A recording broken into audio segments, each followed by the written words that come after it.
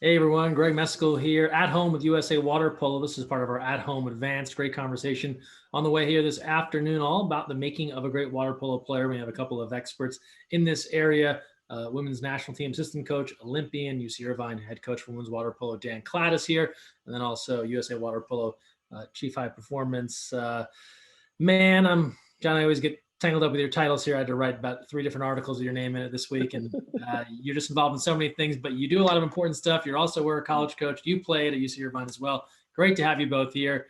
Thanks to everyone who's joining us. If you're on Facebook Live, you can offer questions in the comments, and we'll pass those along to Dan and John as we go here. And as we kind of get this started, and you guys know this, as we talk about growing water polo, and someone says, well, can I play? And the first question back usually is, well, can you swim, right? If you can swim fairly well, that's going to be highly advantageous to get into water polo. Dan, I'll kind of start with you and just kind of tell us about your swimming background and how that maybe helped set the table for what you did in water polo.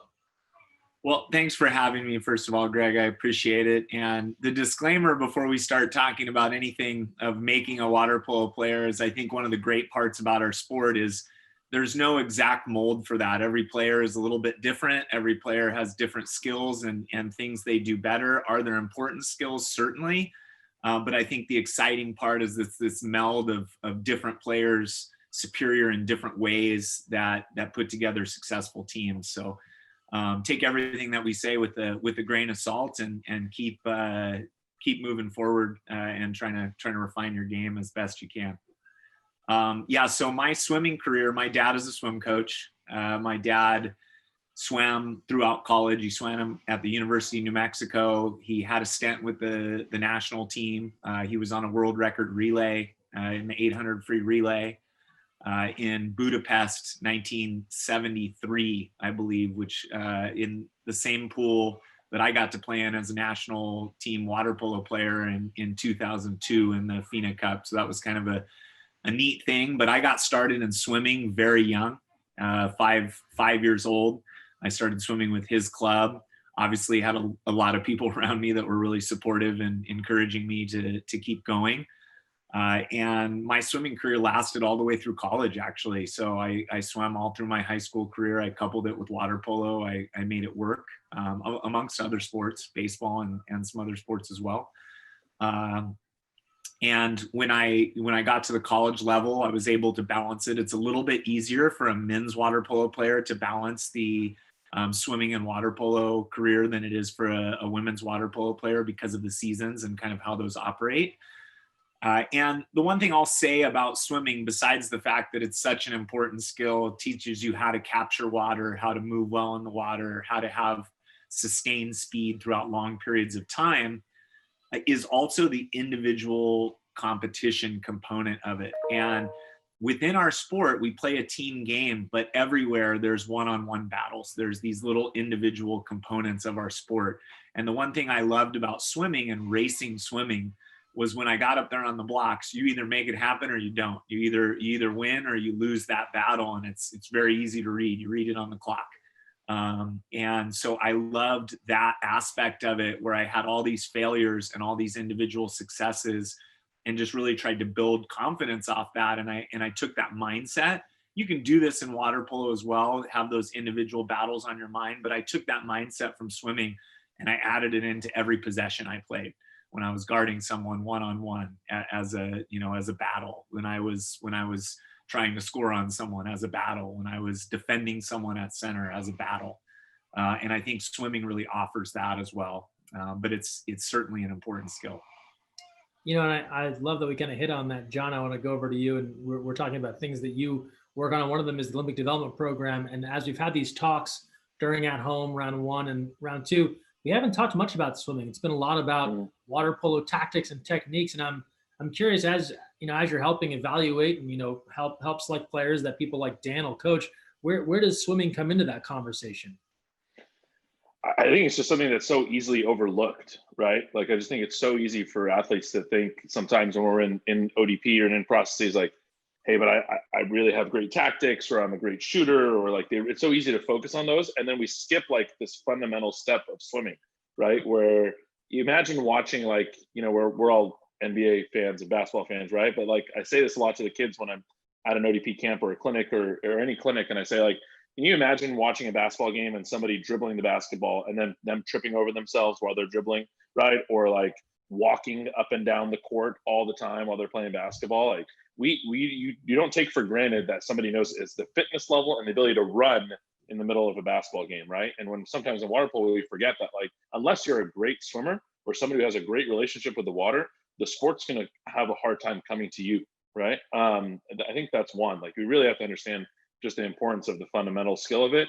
And two, I would say that it's a differentiator, right? So like being a fan and having to watch guys like Dan swim in training and practice, and people like Dr. Omar Amer and things like that at UCI, like their swim skills set them apart past a lot of people, right? So then when athletes in the ODP program say something like, hey, what's one way for me to stand out? Can you imagine if you're an attacker? And there's a lot of attackers in our system. And then they say, well, what's one way for me to stand out? Well, shooting is definitely one of them, but swimming would be the number one thing, right? And we say this a lot. There's like a sliding scale, right? Or if we had two axes, the x-axis and the y-axis, right, of like size of an athlete and then swim speed of an athlete, right? That a lot of the question that we get a lot is, well, I am not 6'4", I'm not 6'3", I'm a shorter athlete. Then maybe the shorter you are, the faster you should be, and that's a way to stand out ahead of the other attackers, the other people in your position. So I think fundamentally it's really important, and Dan's a great guy to speak to this, not only because of his background and his ability, but he understands that I know in his playing career that was a differentiator for him, and what he could do too. And Dan, I'll come back to you, just talking about your relationship with the water. I guess, how do you work through that and use it to your advantage and make sure you're successful?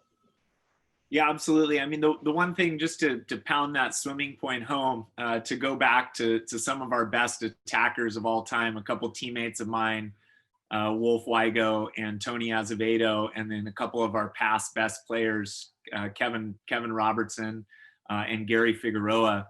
These guys could all shoot the ball. They could all score, but they could swim to where they needed to get in order to shoot the ball. I mean, these guys were all excellent swimmers. So they combined those two skills, and I think they were really important. And just one other thing I want to add for club coaches out there in programs with swimming. I think we all sometimes feel reliant as if we have to send kids to a swim club, but swimming is something that we can teach within our own clubs. We can start swim conditioning and swim training programs that coincide with what we're doing with our water polo club and have it be a focused skill. And I also think in the areas right now as we're attacking the issues in our sport with diversity and with inclusion, this is a place where when John said a differentiator, this is some of the reason why when people get older, it's tough for them to get involved in our sport. And if we really want to attack that inclusion and diversity area, we need to make swimming a non-barrier to those young kids that we want to be water polo players. And so we need to find ways as clubs to reach out to our communities and the people that may not have the opportunity to get to the pool or to afford being in a swim program or even know that they have access to a swim program. We need to reach out to those communities, and there's a lot of things that our clubs can do locally to really help out with that. And that's really where it starts, creating comfortability to the water. And I apologize for that, for going away from your question. But the next part of your question, no apology needed, Dan. Carry on. The comfortability with the water. The one thing I think everybody has to understand is the water is a foreign element. So everyone grows up from the moment you start to walk and move around, you're on land. You're used to the land. Some are better than others on the land and have better skills on the land, but everyone has some type of frame of reference for the land. The water is this whole different element. And you have to create a great relationship with the water, and you have to enjoy working through the challenges of movement in the water. And the one thing that's really important to differentiate swimming from water polo movements in the water is what swimming is trying to get you to do is it's trying to get you to replicate the same motor movements over and over and over again on a horizontal plane. And what water polo does is it's a combination. You could be doing one movement in one moment, and you could need to activate a completely different group of muscles in the next moment. So creating a relationship with the water is learning how to change up those muscle groups, feel comfortable, or know how to move yourself and propel yourself in different situations and scenarios. And I think that's really important to understand. Yes, that swimming element is important because it gets you there, but it doesn't get you started, and it doesn't help you shot block, and it doesn't get you moving into that crash. Or there's other elements of that movement in the water, the little tight, small 1 to 3 meter movements that really make great players in our sport. And those are not easy. I think people get impatient with those skills, or they find an easier way that's not the right way, but a little bit easier way to do something. And so they're scraping off a little bit of detail on that skill. And I think people need to be really disciplined in that. And you got to just kind of enjoy feeling the water and messing around in the water and figuring out how to best capture it and how to make the water work for you instead of feeling like you're always getting worked by the water. I love that you hit on the idea of figuring stuff out. That has been a theme for the last 6 to 7 months. Everyone trying to figure things out, especially in the midst of this pandemic and with COVID going on. Water polo has looked unlike anything we've seen before, in that so many people have to do individual drills. I think coaches like you two are probably excited at the idea of people focusing on fundamentals. Dan, just tell us a bit more about how people, I guess, can use this time when they're away from traditional water polo, but maybe still in the pool, to kind of work on some of those primary skills. I think the first thing to recognize is we all love games. Everybody wants to play games. You know, I'm not going to sugarcoat that and tell you that as a coach, I don't want to coach some games right now, and players want to play games. And I understand that urge to want to do that. But what you can do for yourself right now is make yourself better and more prepared when those games finally arrive. You can either be the same or behind when you arrive to that time when those games show up, or you can be ahead. A lot of pools, a lot of places don't have contact right now, right? You can work individually with the ball. You can work individually on movements. And that stuff is so vital if you have a great imagination and you can think about where it fits into the game while you're using it. And if you want to be excellent, you can't just play the games. You know, again, I go back to those guys I mentioned before that were great at their craft. Those guys all worked hours and hours and hours on the most minute, simple skills. And Wolf, for example, is excellent with the ball. I mean, you watch the ball skills that he has and the things that he can do with the ball. Omar Amr, who John mentioned earlier, same thing. He's excellent with the ball. I mean, he would spend hours and hours doing tricks with the ball and just being comfortable with that ball in his hand and working on their fundamental skills. And I think, is there an over influx of it? It might feel like it right now, but use it to your advantage, right? There's a lot of times we get into these training scenarios where you only have 2 hours or you only have an hour and a half to train, and you move through those fundamentals really quickly, and you don't get the time to really have them refined by a coach, have a coach's eye on them, or to think about them yourself without the pressure of, you know, you're in a game, you're trying to play naturally. You really don't want to think about where your foot position is or where your hand position is. You want to be reactive then. Well, this is the time where you don't have that baggage. You don't have that worry about the game scenarios. So think about each little step. Think about what your foot position is like, what your hand position is like. Take in that advice of a coach and be diligent about how to work on it. And then when you don't have a coach present and you're working on it on your own, remember these things and be disciplined about working. John, this is where we can segue into a nice plug for the mobile coaching app and all the fantastic physically distant drills that you and your team have put together. What are some of those that people have been really kind of taking to, and how can people benefit from accessing that? And to Dan's point, really honing in on their fundamentals and making the best of this weird time. Yeah. I really hope all the athletes watching this now on live or later really heard what Coach Klatt just said now too.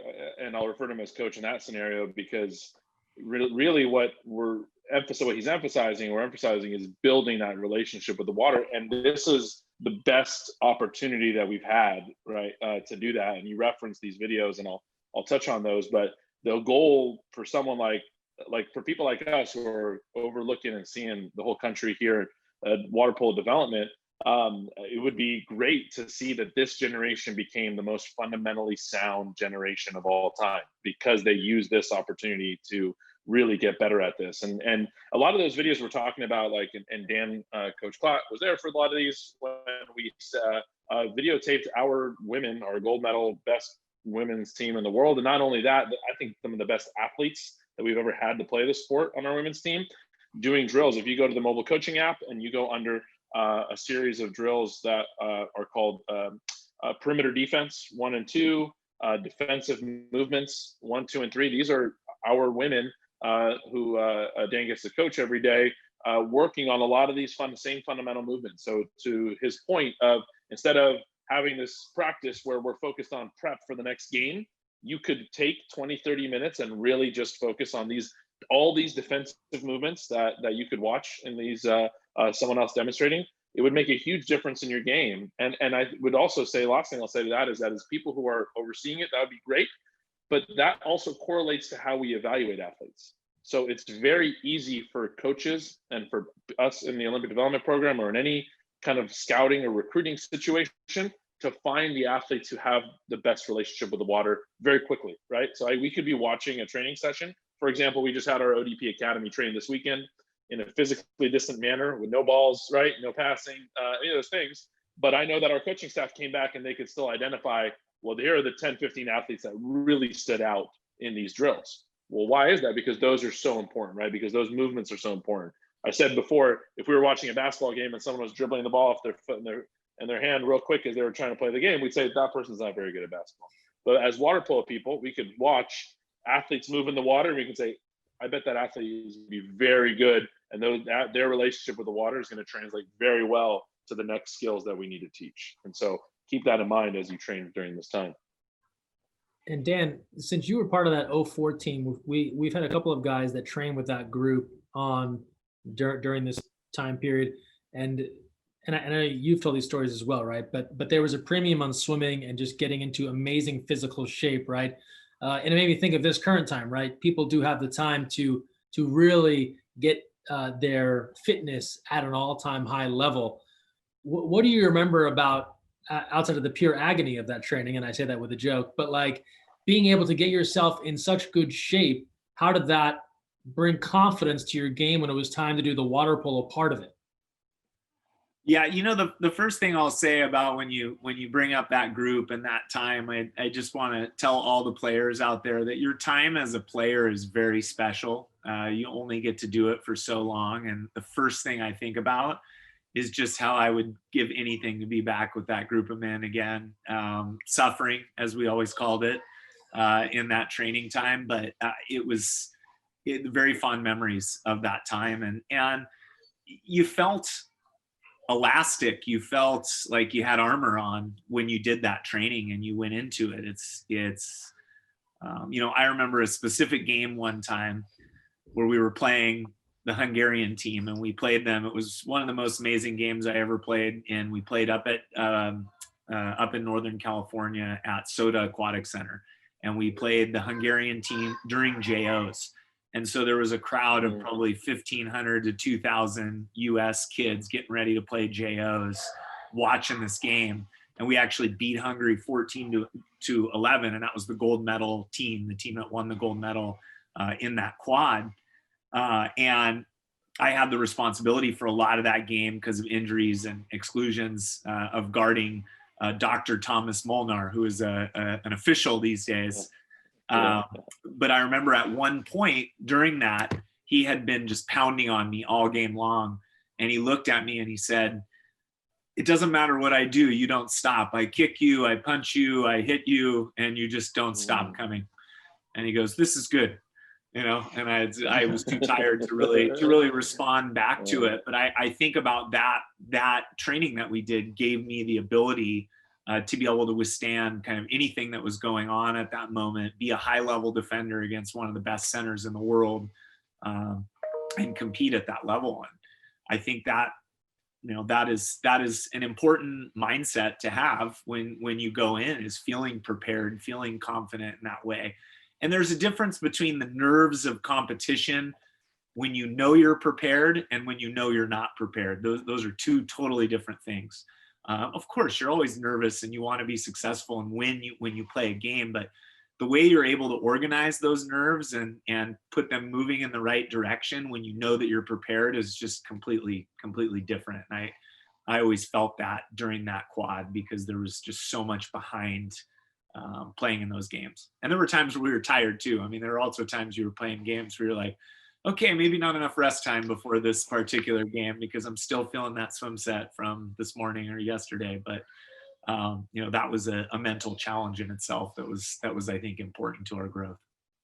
John, can you think back to maybe your coaching days and maybe a time or a game or a week with one of your groups where you knew everyone was really kind of committed to making themselves as good as they could be, whether that's from a fitness level, working on their fundamentals, and you as the coach, right? You're seeing big picture. What sort of I guess good energy comes out of a group like that? Does that give you a certain, obviously a good feeling as a coach, but also kind of a confidence? Like you're always looking for a team to be as one. I'm sure when they're all individually invested in the success of the group, that makes some good things happen. Yeah, I mean, no doubt. And when I listen to Dan's story there, right, of going against Molnar in that game, and he says, you just keep going, Well, why could he keep going? Why did he have the ability to do that? And that came from the commitment of the team, right? Not taking anything away from you, Dan, right?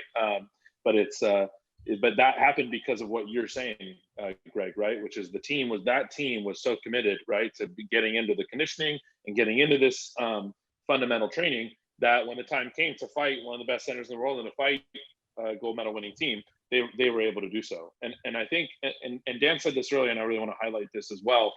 All the aspects of the game, all the technical aspects of the game become much easier when you're committed to this base fundamental level of swimming, conditioning, and fundamental movements, right? So if you want to be a great shooter, yes, you're going to have to take a lot of shots, right? But you can't that's not the only thing in water polo for us that's going to make you a great shooter. You're going to have to build that baseline of conditioning and swimming and legs and mobility to be able to become a great shooter. And that happens best when you have other people around you all doing the same thing, right? And I think so that's the message for the athletes.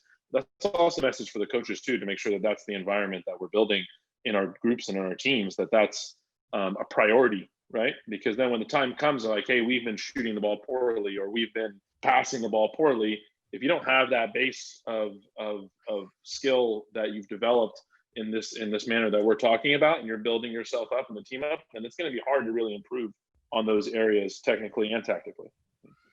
That's such a good point. I've talked with a lot of athletes in the past that have played at a high level, because we'll get user generated questions that say, I want to be better at my shot. How do I get better? Right. And the people are a bit surprised to hear this elite level shooter. Well, actually, I made sure my legs were really good. And that led to me being able to shoot better, because I could get where I wanted to go in the water. I could get up higher. I could do all these things that opened up other doors for shooting. It's not just right. Your point, right? When you're the whole package, it makes everything else flow a bit easier. Yeah. I was going to say, I think it's really important for athletes to understand that, because we'll get that question. What you just mentioned, Greg, is a lot, and Dan will go to an ODP clinic for us, right? And be there. And one of the questions we always get, Dan, at all our clinics, like, well, what can I do to make the national team, or what can I do to get better? Or like, what can I do to make UCI, right? What can I do to do these things? And the answer to that question is almost always the same from all of us, right? And it's like, can you build a better relationship with the water? Do you have the baseline level of swimming? Can you move in the water well? Do you have mobility in the water? Do you have this great athleticism and agility that's related to your movements in the water? It's never like, oh, well, did you score 100 goals in your high school season last year, right? Or are you any of those things? And so like that question gets asked a lot. And so that answer is going to be consistent in our responses across coaches and staff. Yeah, and just to further off of that point, I think it's really important for players who are listening or thinking about their water polo careers and dreaming about being good. I think that's an important dream to have, but it's more important to dream about the steps that it's going to take to be good. You can't just say, if you keep on just saying, I want to be good, and you don't stop to analyze each step that it takes that builds you up to be a good player or a great player eventually, you're going to miss that mark if you keep just focusing on that distant objective and you're not picking away at the objectives that lead up to that point. You have to be process oriented when it comes to that long-term vision of being good. And that's tough to do. We're all dreamers, right? We're taught to be dreamers. We watch the best players in various sports play, but we don't really watch them train that often. But you got to understand that that's what they're doing. They didn't just go out there and perform that skill. You watch a great guitarist play the guitar. They didn't just all of a sudden pick up the guitar and they were just really good at it. You know, they mastered the fundamentals of being a musician and playing that guitar, and then pushed the boundaries of it once they mastered the fundamentals. And I think you have to do that same thing with sport, with water polo. Our next topic here, one that's near and dear to I think all of our hearts here, the opportunity to become a fan of water polo and to root for the game and to watch more of it. And this is a great time to do it. There are a ton of archived games. We know that our men's national team, by and large, is in Europe. There's going to be opportunities to watch some of their games streamed. John, I'll come back to you and just, I'm sure it's another thing you mention at ODP stuff all the time. Like, hey, want to get better? Watch how some of the best do it. Just the value in becoming a fan and learning from the best. Yeah, I mean, we I think all of us we're all big, like we said, basketball fans, NBA fans, other sports fans, and we wear jerseys and we, put posters on the wall as kids, and a lot of things. One of the first questions I ask at any camp and is, how many people do you know, up to the athletes, is how many people can you name on our women's national team right now? How many people can you name on our current men's national team? And to be honest, I'm almost always disappointed in the responses, right? Because I think what's really important for athletes out there listening now is that you have role models and people to look up to and people to start to emulate and become a fans of. And the short answer of that too, Greg, is we're in the middle of this COVID time where coaches and all of us are watching we have a ton of screen time right now.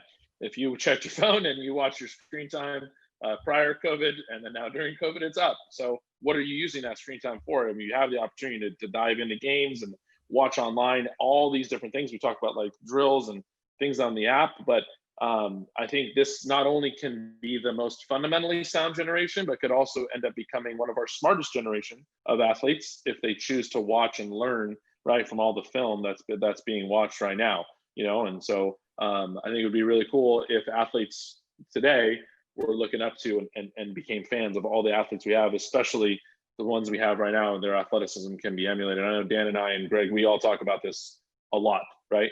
Of how much people can take advantage of the water polo content out there and our hope with people to engage in it. A little plug, youtube.com/USAWP, good playlists of past men's and women's national team games going back several years that you can watch. And Dan, when you hit on some of the old men's national team players, that was spoken like someone who watched them as a fan back in the day, right? When you said, Gary Figueroa could really swim, and so could Kevin Robertson, whoever it was, right? Just the fandom, as you talked about, being able to dream that big dream. I imagine, at least if I think about watching sports as a kid, the way you kind of got inspired to think about being great was seeing someone who was great. Yeah, those opportunities are awesome. I mean, just to tell you how that comes full circle. So when I first got to be at a national team workout and had no idea what I was doing and was just getting crushed by all these incredible players, Chris Oeding was the captain of the team. And to me, that was just golden. I was just going to follow everything that Chris Oeding did, to the point where I got my master's degree at the same place. And I just, everything that he did in workout, or the way he worked. Now, I wasn't as good of a player, good of a scorer as Chris Oeding, but just in terms of the way he presented himself as a professional, and the way that he worked. And as I was saying, things come full circle. So now Chris is the other assistant with me on the women's national team. And that's been a really neat experience to be able to to work with him in both of those capacities. And just loving the game. I think it's really important for people to understand that loving the game is not just loving the good, fun parts of the game. So we spent all this time talking about fundamentals. All those fundamentals are not always joyful to work on. They're hard. They send your heart rate through the roof. They make you sore. They feel uncomfortable. And we got to embrace those tough parts in our love for the sport, or we have to question our love of the sport. You have to build your love, not just on the small part of it that you like in the beginning. You have to build that love to encompass everything of the sport. And part of that includes being a fan and watching the game. As Greg mentioned, a large portion of our men's national team is over in Europe right now. There's incredible club seasons going on in Europe where you have the opportunity to watch some really good games.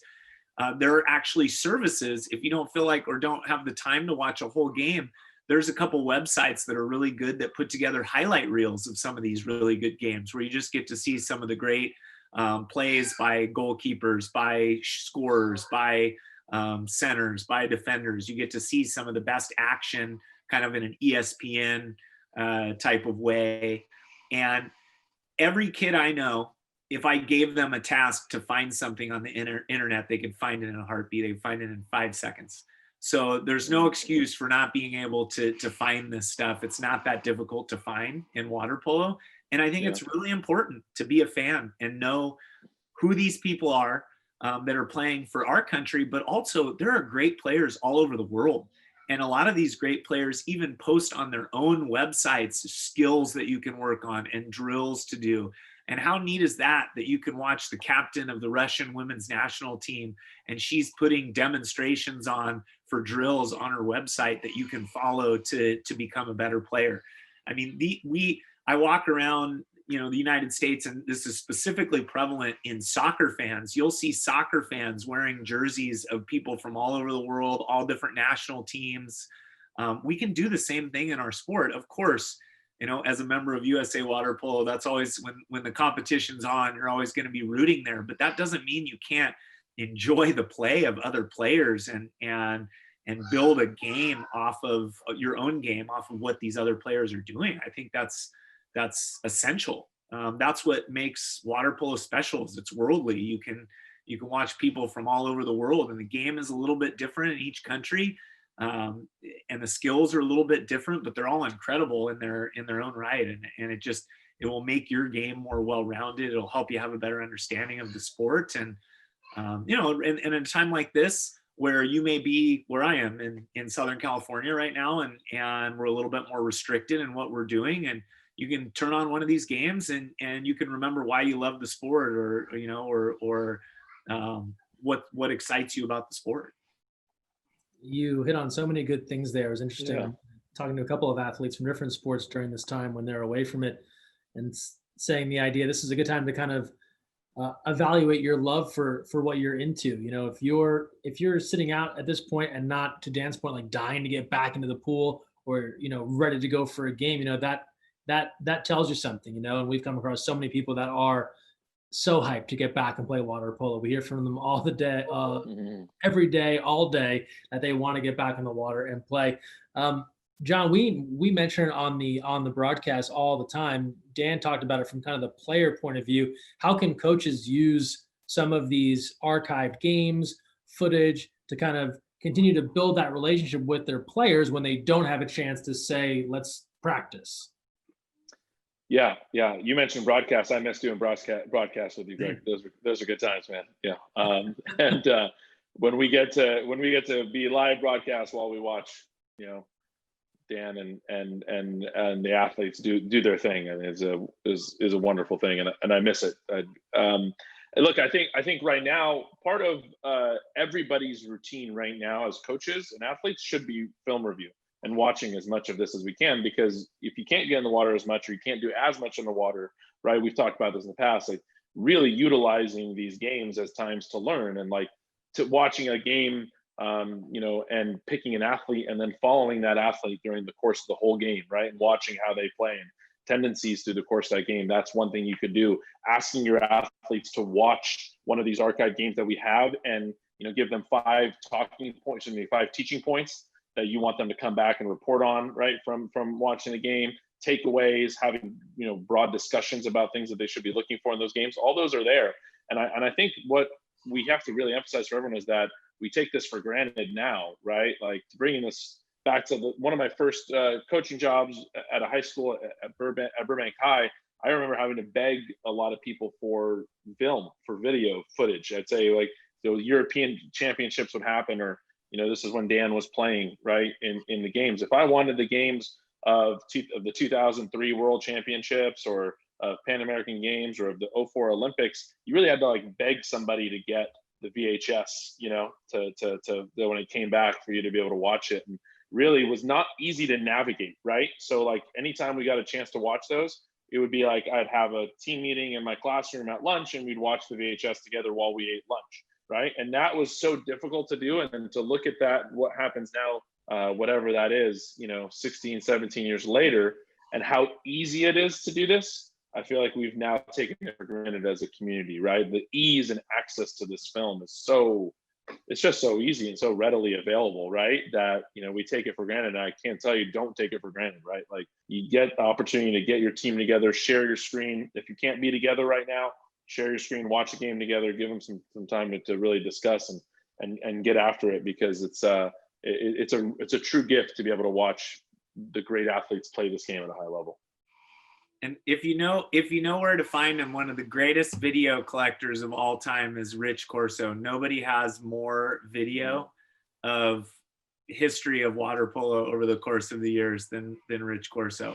Now, you might have to transfer it. He loved the little tapes, so you might have to transfer it from a tape to a digital version, but an incredible collection. He was inspiring in his pursuit to collect video from some of the greatest players of all time, and hold on to some of the greatest games ever played in the sport of water polo.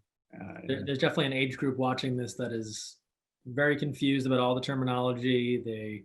They're not familiar, they hear John say VHS and they're envisioning, I think, some old reel-to-reel machine with 2 spools. Sure. And Yeah. the other thing, Dan, you hit on going to athletes' websites, and I say this to people all the time. Water polo is so accessible. When you're talking about the very best players in the sport, almost all of them have social media accounts. They're fairly responsive, comments to interact with. This is not, to go back to our love for the NBA, right? Like, if you make a comment on LeBron James' Instagram, 99.9% you're getting no response, given you're amongst millions of comments. If you comment on Maggie Steffens or on Merrill Moses or someone else's Instagram, like, you're probably going to hear back from them. They're probably going to say something to you. There's a great way to kind of connect with these people that not everyone else has. So that's something else for coaches and athletes to kind of keep in mind. But as we kind of wind this down, really good information here from both John and Dan. Appreciate you guys taking the time. Just some kind of final thoughts. I think this is still a challenging time for a lot of people. They want to be back in the pool. They want to be playing. They're trying to stay motivated. Dan, anything else you'd kind of say to athletes here is to try and keep them engaged and keep staying positive, waiting to kind of get that turn back to play water polo as they know it? Absolutely. You can acknowledge that this is a hard time. I think people keep trying to convince themselves maybe that it's not a hard time. And I think it's okay, number one, to acknowledge that it's a hard time to do this. But keep your dreams. Don't let a small segment in time, because even though it's a hard time, it's a short time. And don't let 6 months or 9 months or whatever this ends up being at the end of the day, don't let that derail you in any way, shape, or form, and find the best ways possible to continue to refine what you want to do. And my other advice, and I've given this to my UCI players and to the national team players, and I'll continue, is I think it is healthy for athletes to establish their personality outside of sport. It's really healthy for you to learn that balance and not be so reliant on sport for your identity. It's important to have a well-rounded identity. So don't be afraid to focus on that a little bit too, as you're working through this challenge with sport. And when you come back to sport, that's not going to be an inhibitor. That's going to help you. It's going to help you be a better competitor. It's going to help you be a more level-headed competitor and develop greater skills, I think. If you didn't see it previously, it's available on our YouTube page, but Jordan Rainey had a great thought on athlete identity that we've shared a couple of times, and it's so spot on. It's exactly what Dan is talking about. It's an athlete that's trying to make it at the highest level at the Olympics, but understanding that that's one part of her life, right? She's a high level water polo athlete, but she's also many other things, right? A student, she's a daughter, she's this, she's that. So if you get a chance to check that out, we'll work on resharing that as well, because it's so highly valuable. And I know John agrees with it too. It's important to have that balance, even to something you are so dedicated to. Yeah, absolutely. Excellent. John, any final thoughts? Yeah, I gotta echo what Dan's saying and what Jordan said. I think I repeated how great I thought what she said there to a number of people, in the sense that it is really important to understand that, or to really important to use the time to become a well-rounded person here. And I always fall back on the Winston Churchill quote of never let a good crisis go to waste.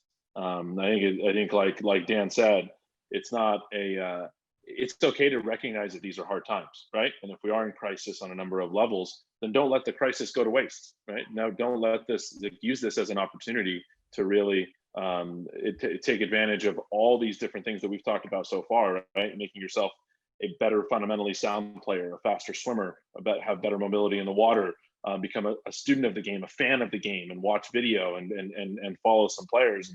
And like Dan just said, work on things outside of water polo that'll make you happier and become a well-rounded person. Like just those 4 or 5 things I could spit out right there. Don't let this crisis, don't let this opportunity go to waste without taking advantage of the opportunity to build on those pillars that we just mentioned. And I hope that we all do. And I know personally, I'm going to try to do the same thing and come out of this better off than we did when it started. Excellent. Dan, Klatt, John Abdou, thanks for the time. Thanks to everyone joining us here on Facebook Live. Appreciate everyone tuning in. And we'll be sharing more of this on the USA Water Polo YouTube page, and more to come with At Home with USA Water Polo. So stay tuned for that. Thanks again.